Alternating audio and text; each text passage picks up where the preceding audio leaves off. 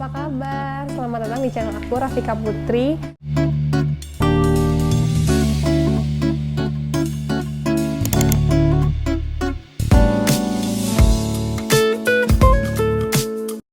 Semoga kalian dalam keadaan sehat dan baik-baik aja ya, supaya bisa enjoy dengar cerita aku hari ini. Karena aku akan ceritain ke kalian tentang sebuah kapal yang katanya dikutuk.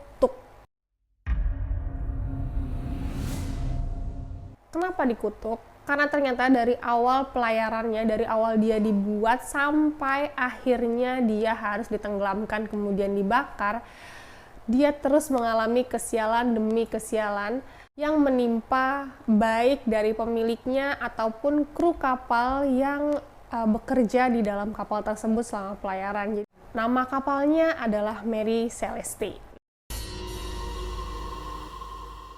Mary Celeste ini sendiri adalah sebuah kapal dengan 2 tiang dengan panjang 31 meter dan beratnya 282 ton. Nah, Mary Celeste ini awal mula dibangunnya itu pada tahun 1860. Selesai pada tahun 1861. Dan dia itu dibuat di salah satu pulau di New Scotland. Tepatnya namanya adalah Pulau Spencer. Mary Celeste ini awalnya namanya Amazon, dimiliki dan dibuat oleh John Dewis yang tergabung dalam sebuah organisasi kepemilikan kapal. Jadi ternyata kalau kapal kargo, kapal besar itu tidak dimiliki perorangan teman-teman, tapi dimiliki oleh sebuah organisasi yang kemudian anggota-anggotanya itu adalah pemegang saham atau pemilik saham. Nah, begitulah status kepemilikannya si Mary Celeste.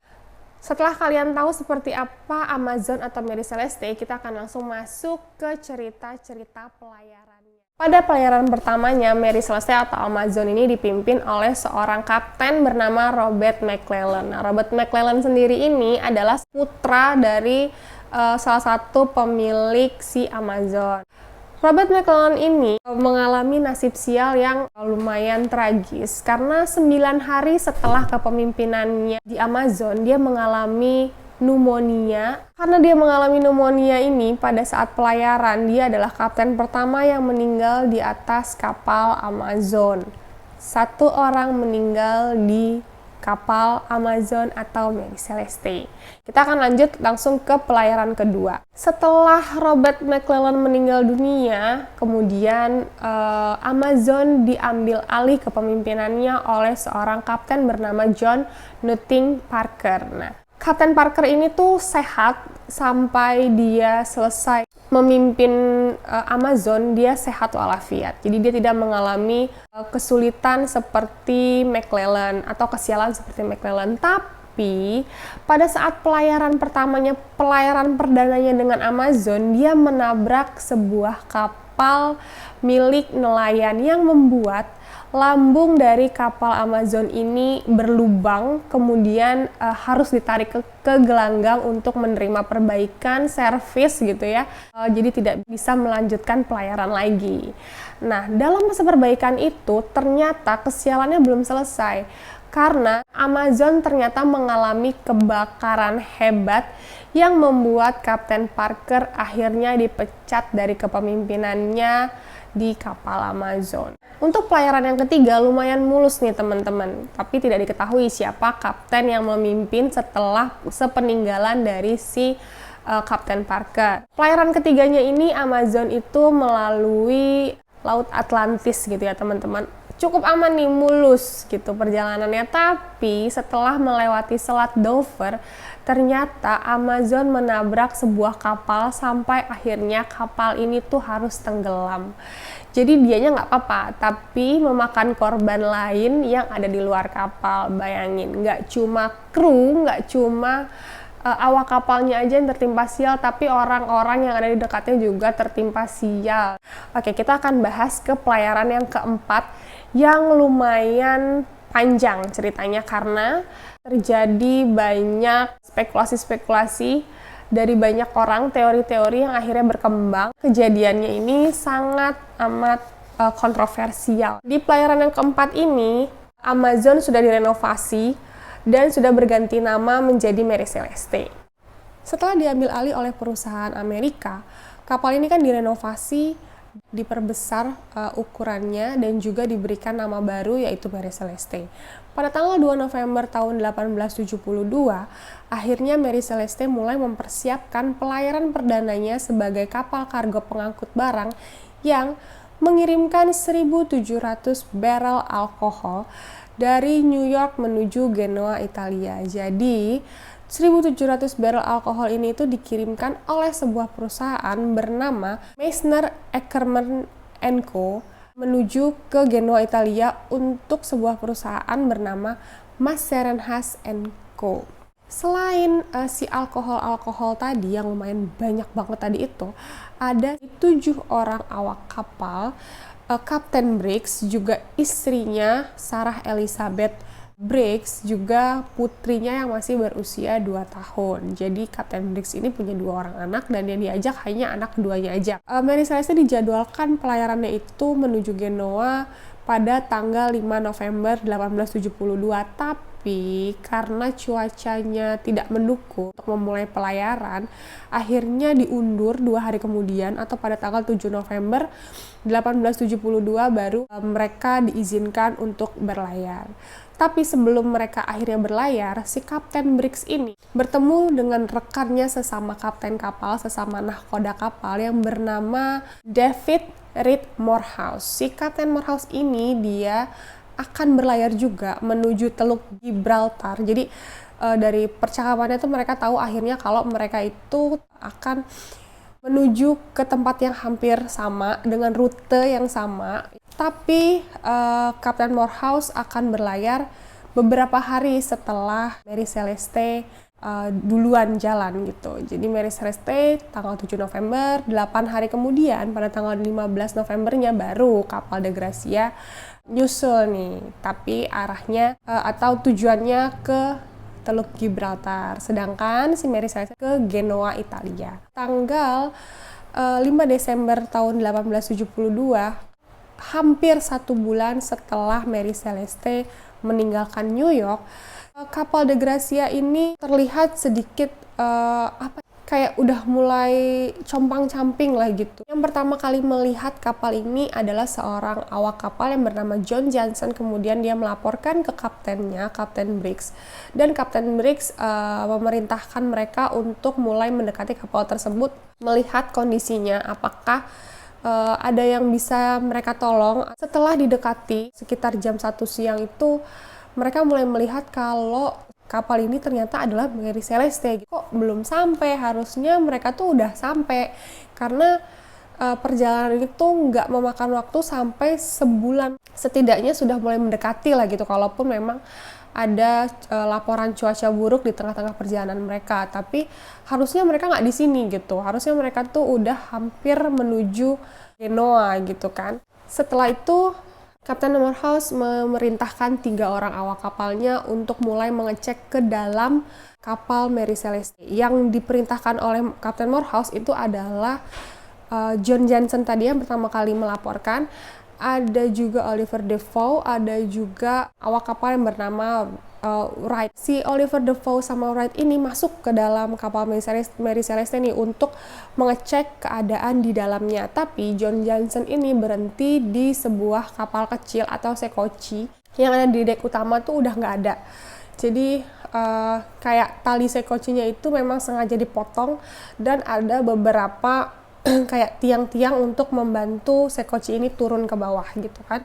Kalau Oliver Defoe itu karena dia ngecek ke dalam, dia menemukan beberapa kejanggalan-kejanggalan yang ada di Mary Celeste. Pertama adalah bahwa tidak ada 1 orang pun yang masih stay di dalam kapal. Yang kedua, kapal ini tuh kayak mengalami kerusakan di dalam deknya. Jadi ada air setinggi 1,1 meter, dan di dapurnya itu ada air sekitar 30 cm-an, nggak terlalu tinggi lah. Jadi sebenarnya kapal ini tuh masih sanggup untuk berlayar, jadi masih dalam keadaan normal dan wajar untuk bisa melanjutkan perjalanan mereka.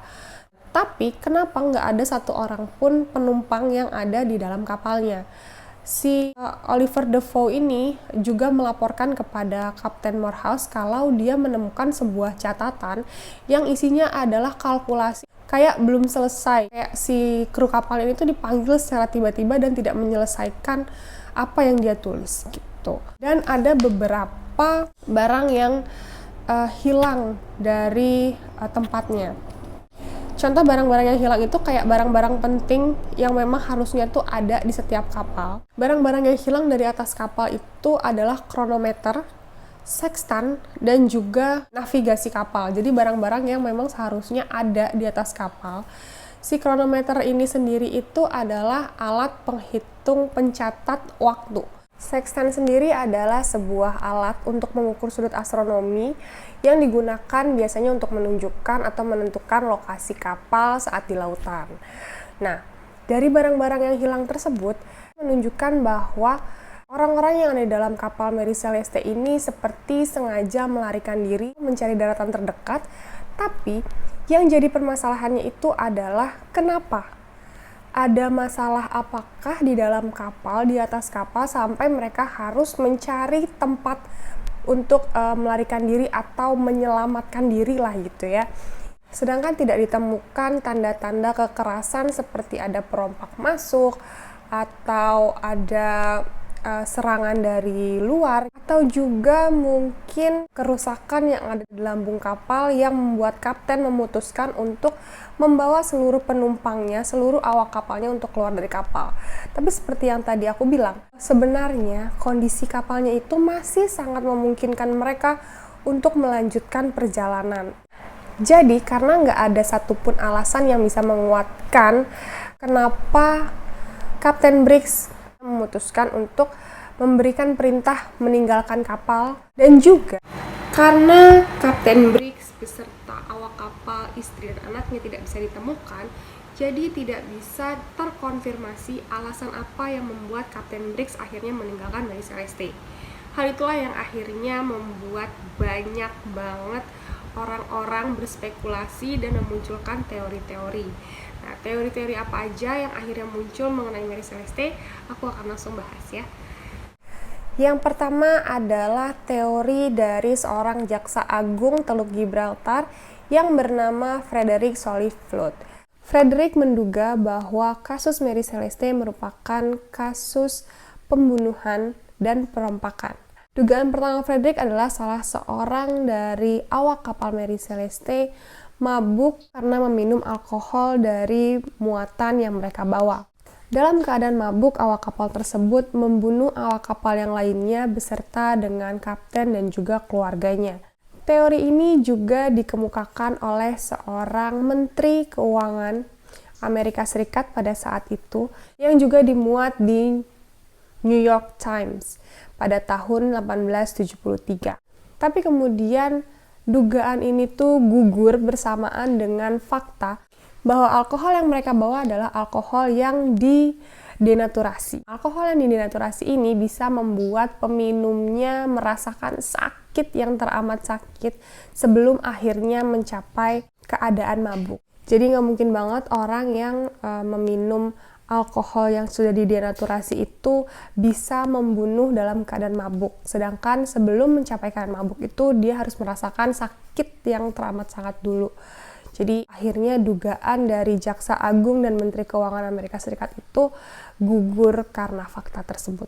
Untuk kedua kalinya, Jaksa Agung Flood ini juga menduga bahwa Kapten Briggs dan Kapten Morehouse bersekongkol. Jadi teorinya gini, Kapten Briggs membunuh awak kapalnya dan kemudian melarikan diri bersama istri dan anak-anaknya dengan menggunakan sekoci yang ada di kapal. Begitu Kapten Morehouse menemukan Mary Celeste, kemudian Kapten Morehouse akan segera membawa Mary Celeste ke daratan untuk mengklaim hadiah. Karena pada saat itu, menurut hukum maritim internasional, barang siapa yang menemukan kapal, biasanya ini kapal karam atau kapal yang tidak ada awak kapalnya, terombang-ambing di lautan, kemudian diserahkan kepada pihak berwajib, dia berhak mendapatkan beberapa persen dari muatan kapal tersebut. Gitu. Jadi beberapa persen dari barang atau harga dari muatan kapal tersebut. Gitu.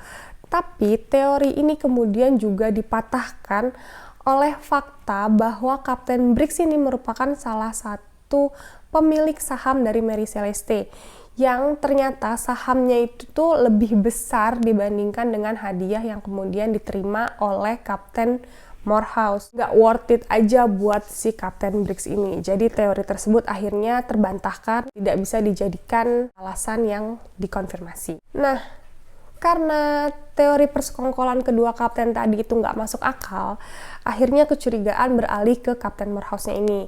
Teorinya adalah bahwa Kapten Morehouse membajak Mary Celeste. Kapten Morehouse ini diduga membunuh awak kapal beserta dengan kapten dan keluarganya untuk kemudian mengklaim hadiah tersebut di Teluk Gibraltar. Tapi akhirnya teori tersebut juga tetap terbantahkan, tidak bisa dibuktikan, tidak ada satupun bukti yang mengarah bahwa Kapten Morehouse adalah dalang dari hilangnya awak-awak kapal juga Kapten Briggs. Teori-teori yang lainnya itu agak sedikit aneh gitu, agak nyeleneh gitu ya. Jadi salah satu yang nyeleneh itu adalah teori bahwa awak kapal dan Kapten Briggs juga keluarganya ini hilang diculik UFO. Tapi lagi-lagi teori ini tuh terbantahkan dari fakta-fakta yang sudah ditemukan bahwa banyak barang-barang yang hilang. Kalau mereka memang diculik gitu kan, nggak mungkin barang-barang tersebut tuh seperti sengaja dibawa. Walaupun tidak ada alasan yang terkonfirmasi mengapa Kapten Briggs juga awak-awak kapalnya meninggalkan Mary Celeste, pengadilan memutuskan bahwa Kapten Morehouse tetap mendapatkan hadiah karena membawa Mary Celeste dari lautan ke daratan. Dari Gibraltar, Mary Celeste diserahkan kepada pemiliknya untuk meneruskan perjalanannya menuju Teluk Genoa yang dikomando langsung oleh Kapten George W. Blatchford. Setelah perjalanan menuju Teluk Genoa selesai, perusahaan pemilik Mary Celeste menjual Mary Celeste dengan sangat murah. Bahkan selama 1-2 tahun, Mary Celeste itu berpindah kepemilikan sampai 17 kali. Itu semua karena pengalaman buruk yang diterima para pemiliknya. Sampai sebanyak itu pergantian pemiliknya dijual gitu kali ya. Saking banyaknya orang yang mungkin menerima nasib sial setelah memiliki Mary Celeste. Karena banyaknya pengalaman buruk yang diterima oleh para pemilik Mary Celeste, seperti kandas, terbakar, dan banyak lagi kecelakaan-kecelakaan yang lainnya. Menjelang tahun 1884, Mary Celeste dibeli oleh Gilma C. Parker yang kemudian dibawa untuk berlayar menuju Port-au-Prince. Jadi Gilma Parker ini membawa barang yang diasuransikan sebesar $30.000 Amerika Serikat. Pada tanggal 3 Januari 1885, Mary Celeste ditenggelamkan secara sengaja oleh pemiliknya tadi di lepas pantai Haiti untuk mendapatkan asuransi. Setelah ditenggelamkan, kemudian dibakar. Jadi niatnya memang sudah untuk mengklaim asuransi gitu. Tapi akhirnya ketahuan nih, si Gilma Parker ini tuh ketahuan oleh pihak asuransi dan kemudian dipolisikan. Nah, karena ketahuan oleh pihak asuransi, Gilma Parker ini diajukan ke pengadilan federal di Boston. Tapi tetap saja pada akhirnya Gilma Parker dan juga awak kapalnya bebas dari tuntutan. Walaupun terbebas dari tuntutan pengadilan federal tadi, ternyata kutukan dari Mary Celeste belum selesai sampai di situ. Jadi si pemiliknya tadi itu, Gilma Parker, nggak lama setelah itu, pemiliknya ditemukan tewas dengan kondisi yang sangat mengenaskan. Dan salah satu rekannya yang tadi bekerja sama dia untuk menenggelamkan si Mary Celeste itu berakhir di rumah sakit jiwa. Kutukannya ternyata separah itu. Dan satu orang lainnya bunuh diri. Bahkan sampai di akhir hayatnya, Mary Celeste itu masih membawa kutukan bagi pemiliknya dan juga awak-awak kapalnya. Kalau kalian cari di Google tentang Mary Celeste, kebanyakan itu menginformasikan bahwa Mary Celeste itu adalah kapal hantu, seperti kapal orang Medan gitu. Tapi ternyata hoax. Banyak banget berita yang bilang kalau si Mary Celeste ini kapal hantu, tapi tidak memberikan juga informasi yang sudah terkonfirmasi apa alasan sebenarnya kenapa Mary Celeste akhirnya ditinggalkan oleh kaptennya gitu. Jadi memang bukan kapal hantu, gengs. Kalau menurut kalian, teori apa yang muncul dalam benak kalian setelah mendengar informasi-informasi yang tadi aku udah ceritain ke kalian. Bisa komen di bawah buat kita diskusiin sama-sama. Aku juga pengen tahu sih sebenarnya kemana awak-awak kapal ini, kemana Kapten Briggs, kemana keluarganya gitu kan, sampai mayatnya pun tidak ditemukan. Kalaupun mereka hidup, tidak ditemukan juga orangnya. Kalaupun mereka meninggal, tidak ditemukan juga mayatnya. Jadi nggak ada penyelidikan lebih lanjut lagi karena memang mereka nggak ditemukan gitu. Kalau mereka ditemukan mungkin aja ceritanya akan beda dalam keadaan hidup ataupun meninggal gitu. Pasti ada penyelidikan lebih lanjutnya kan. Aku mau tahu nih teori apa yang menurut kalian paling masuk akal atau kalian punya teori sendiri. Jadi komen di bawah ya supaya kita bisa sama-sama diskusi tentang Mary Celeste. Atau kalian ada yang menemukan informasi atau artikel yang lebih valid yang bisa mengkonfirmasi alasan apa yang membuat Mary Celeste terombang-ambing tanpa penumpang sama sekali. Karena aku nggak bisa nemuin satupun alasan valid dan terkonfirmasi. Aku tunggu komen-komennya. Makasih banyak buat kalian yang udah nonton video aku hari ini. Semoga kalian suka, semoga kalian enjoy sama videonya, dan kita masih bisa sama-sama diskusi lagi tentang kasus-kasus yang lainnya. Jangan lupa untuk subscribe, juga tekan tombol loncengnya, supaya kita masih bisa sama-sama diskusi lagi nih tentang kasus-kasus yang lainnya. Oke? Bye!